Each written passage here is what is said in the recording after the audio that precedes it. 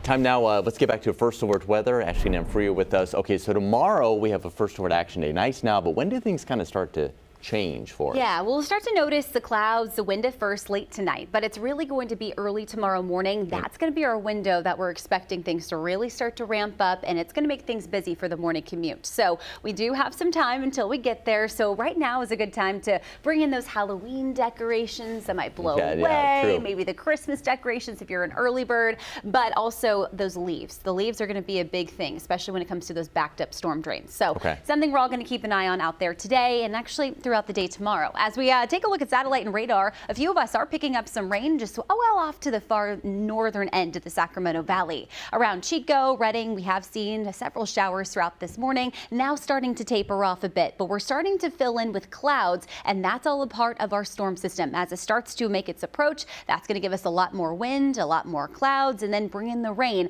as we head into early tomorrow morning. This morning was just the leading edge of it, but the bulk of it arrives early tomorrow. So here's what we're watching. Our First Alert Action Day tomorrow. Widespread rain. We are expecting about up to an inch in some spots of the Sacramento Valley, especially as you near the foothills. We could see some clogged storm drains, some slick roads. Along with it, the wind is going to be another issue, as we are expecting some strong wind gusts, upwards about 40 miles per hour in the valley and up to about 60 as you near portions of the Sierra. Along with it, some high snow levels. So right above 7,000 feet and above, that's where we're expecting snow to fall, and we are expecting about 2 to 6 inches at pass levels. So if you did have any plans over our Sierra passes, make sure you're checking the forecast before you go. Here's what to expect. So out there right now, we're starting to see a lot of that rain moving off to the north. That continues into early tomorrow morning. But by the time we hit about 1 a.m., that's when that leading edge starts to really move in, becoming a lot more widespread throughout the morning. 6, 7 o'clock, especially during the height of the morning commute, that's when we're expecting our heaviest rain to move through around the valley.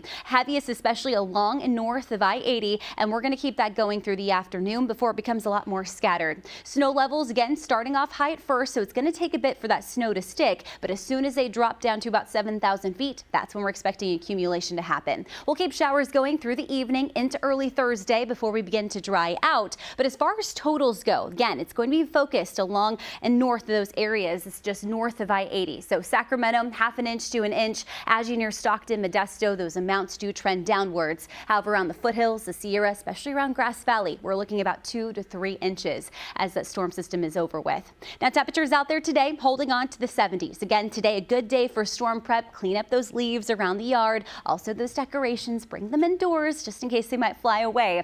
But highs out there today holding on to the 70s. It's just we're going to start to notice the clouds here very soon building back in. As we look at that forecast through the rest of the week, temperatures cool off tomorrow. Highs only in the low 60s. But as we head closer to Thursday, Friday, that's when that dry weather returns, and we'll keep highs in the 70s all the way through the upcoming weekend. Dom? Ashley, thank you.